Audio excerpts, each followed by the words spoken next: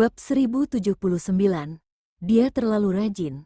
Segera setelah panggilan terhubung, Kina bertanya, "Ezra, mengapa kamu membawa Clara ke bekerja?"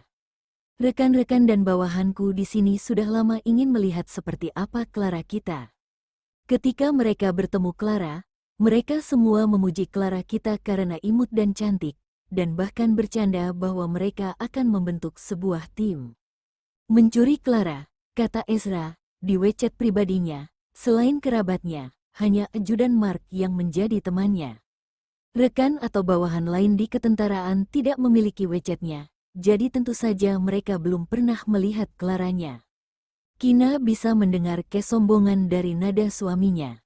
Dia tersenyum marah dan berkata, "Jadi memamerkan putrimu di postingan itu belum cukup?" Dia memposting beberapa lagu kecil di Instagram setiap hari. "Saya berharap seluruh dunia tahu, tetapi saya tidak ingin Clara menerima begitu banyak perhatian dari dunia luar pada usia yang begitu muda." Ezra memberitahu dia tentang pikirannya yang saling bertentangan. Meskipun banyak artis di dunia hiburan yang membuat anak-anak mereka jadi selebriti juga, tetapi mereka tidak kekurangan uang, dan mereka tidak berada di industri hiburan. Mereka tidak perlu membuat anaknya terkenal demi mendapatkan uang. Meskipun Albert adalah artis terkenal, tapi dia tidak pernah menggunakan anak-anaknya sendiri untuk membuatnya bersemangat. Sebelum Dea bertemu dengan Vito, dia tidak menggunakan anak-anaknya untuk mencari uang. Ketika media mengekspos, Albert dan Vito dengan murah hati mengakui keberadaan Dea. Tapi sekarang ketiga anaknya semuanya dilindungi dengan ketat dan tidak muncul di depan umum. Kina mengucapkan beberapa patah kata kepadanya, dan kemudian melakukan panggilan video untuk melihat Clara yang dibawa ke tentara olehnya. Setelah mengobrol tentang video, dia mulai sarapan. Setelah sarapan, dia mengirim pesan teks untuk menyapa Ezra, dan berkata untuk menemui Karina.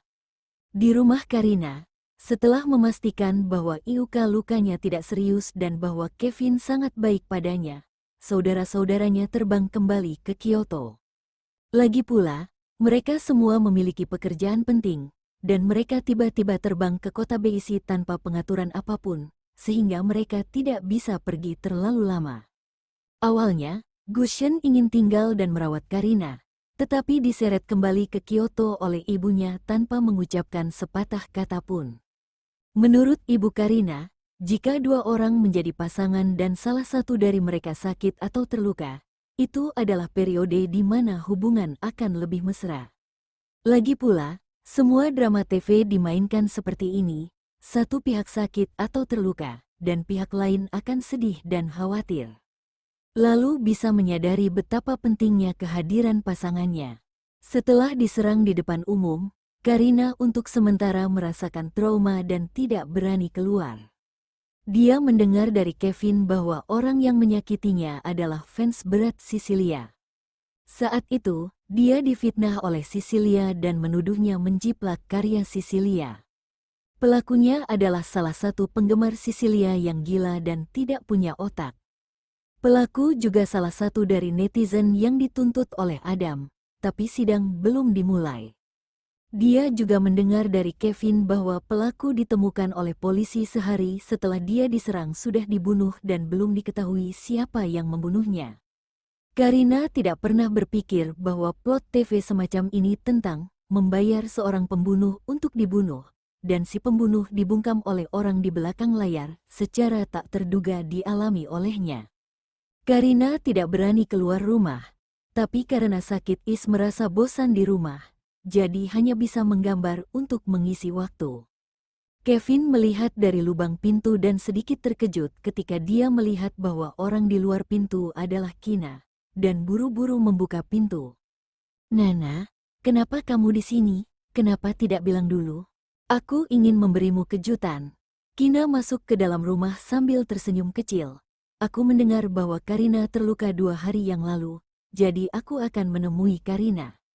Karina sedang bekerja di ruang kerja, duduklah dan aku akan memanggil Karina." Kata Kevin, tangan Karina terluka, mengapa dia tidak meminta cuti? Kina berkata dengan tidak percaya. Dalam hati berpikir, dia terlalu profesional. Meskipun terluka, tapi Karina masih sangat rajin dan membuat Kina terinspirasi juga sedikit malu. Aku menyuruhnya libur, tetapi dia bosan di rumah, jadi dia menemukan sesuatu untuk dilakukan untuk menghabiskan waktu.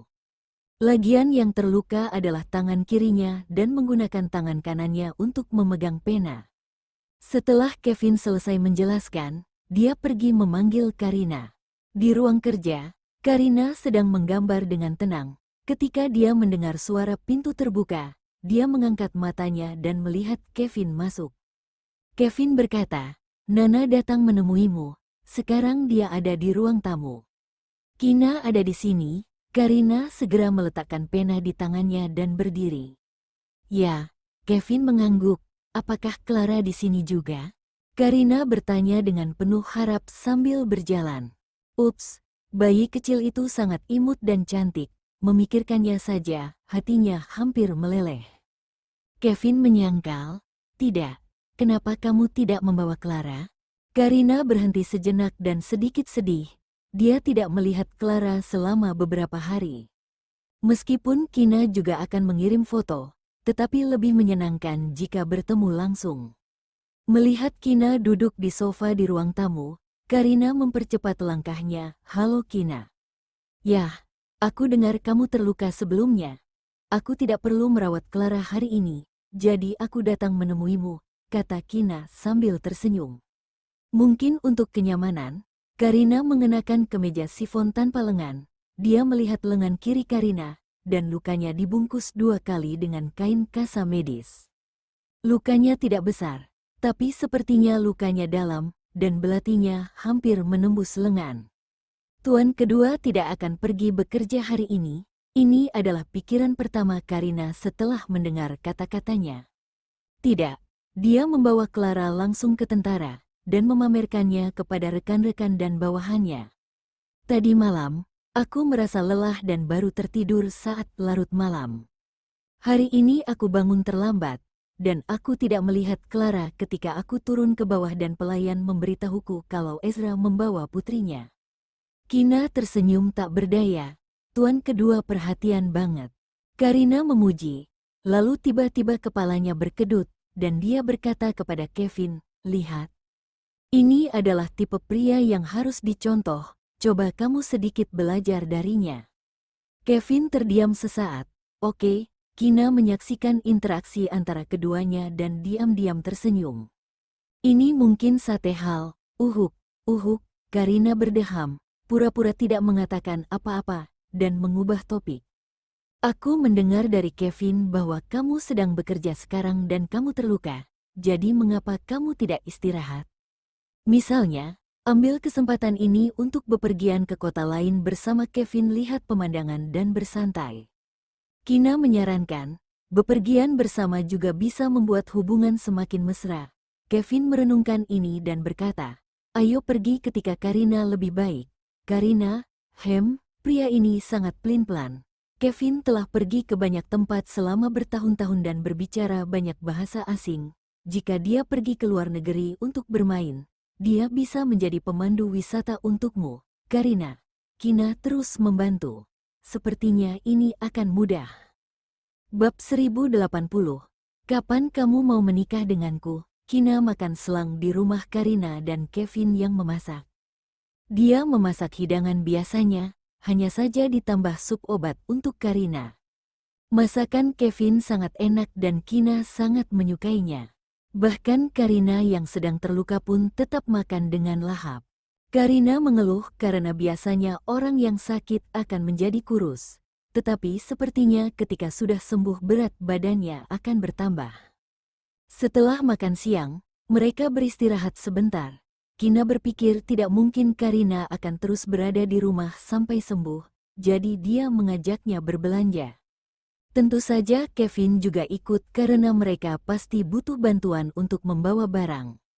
Karina melihat bahwa Kina pergi dengan didampingi pengawal dan berpikir kalau Kina pasti datang untuk mengajaknya berbelanja, jadi dia pun pergi belanja bersamanya dengan senang hati.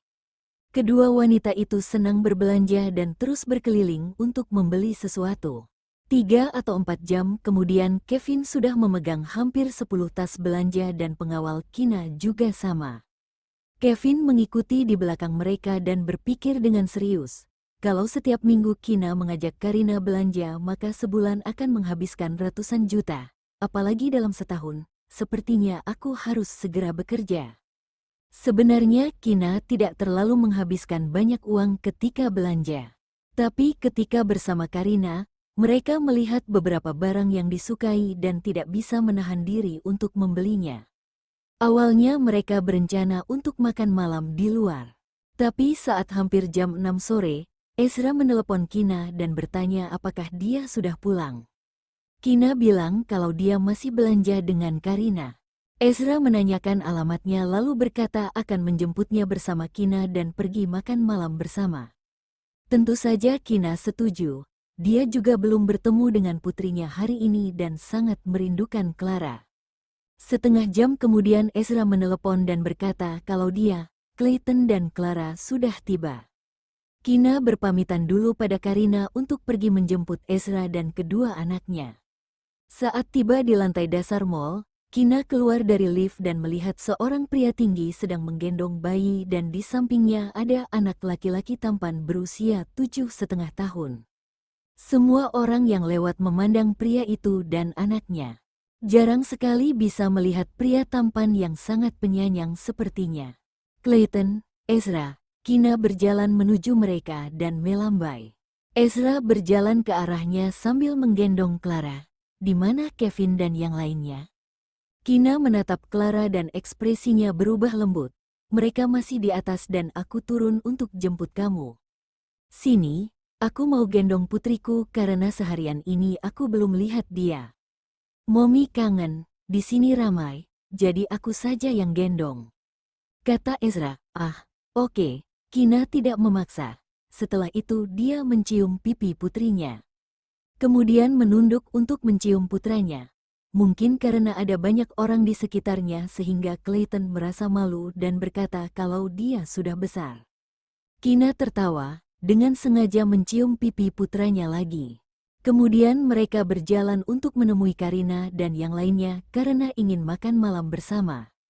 Kevin sudah memesan restoran untuk makan malam yang reviewnya bagus dan rasa masakannya juga cukup enak.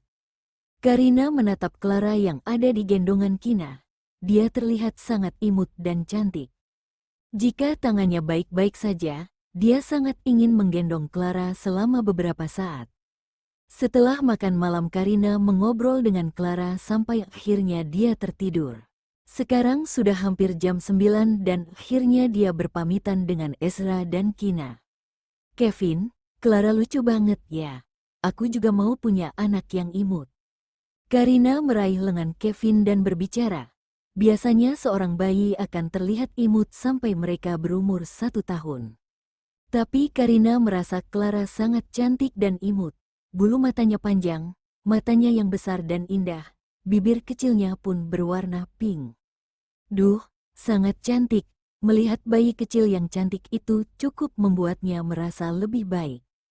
Karina juga mendengar Kina berkata kalau putrinya sangat baik dan tidak sering menangis. Kevin menoleh ke arahnya. Karina terlihat sedikit bingung. Kenapa? Kalau begitu ayo kita punya bayi. Kevin tiba-tiba berkata. Sebenarnya Karina hanya bercanda dan Skate menyadari perkataan Kevin, dia berbalik. Apa maksudmu? Kamu bilang mau punya bayi yang imut, kita juga bisa kok. Ayo kita berusaha keras tahun ini, supaya tahun depan sudah punya bayi. Kevin berbisik di telinganya. Karina tertegun selama 3 detik lalu pipinya memerah. Seharusnya Kevin tidak berpikir kalau Karina sedang menginginkan bayi, kan? Aku gak bilang kalau mau punya bayi. Karina menyangkal dengan wajah yang memerah. Kalau begitu, bagaimana caranya punya bayi lucu? Kamu gak mau anak, kan? Mencuri anak itu melanggar hukum loh. Kalau mau punya bayi, kamu juga bisa melahirkannya kok. Kevin berkata dengan tenang. Aku tidak mau bayi kok. Aku cuma lihat kalau Clara itu imut dan aku belum mau punya bayi. Aku belum siap jadi seorang ibu. Karina berusaha menjelaskan. Tunggu dulu, dia sedang membicarakan Clara dan kenapa jadi membahas ke topik dirinya yang belum siap punya bayi? Kevin berkata, bukannya secara gak langsung kamu berpikir begitu? Makanya lebih baik segera persiapkan diri, kalau tiba-tiba. Diam, Karina langsung menghentikannya. Topik ini mulai tidak terkendali. Mereka belum menikah dan tidak mungkin untuk punya anak. Kevin mendengarkan perkataannya dan terdiam. Karina berkata dengan serius, Kevin, aku ingatkan kamu ya. Aku belum mau nikah dan kamu gak boleh menghamili aku. Aku gak sejahat itu kok. Kevin meyakinkannya. Baguslah. Dia juga percaya kalau Kevin bukanlah pria jahat yang akan mencoba mengikatnya dengan cara menghamili. Kalau begitu ayo bicara soal pernikahan. Kapan mau nikah denganku? Kevin bertanya. Sekarang mereka sudah tinggal serumah dan kehidupan setelah menikah mungkin akan sama dengan yang sekarang. Tapi tetap saja pernikahan adalah hal yang penting. Karina berpura-pura berpikir dan berkata, kalau kamu bisa dapat cincin untuk lamar aku dalam 10 detik, baru aku kasih tahu kapan mau nikah sama kamu.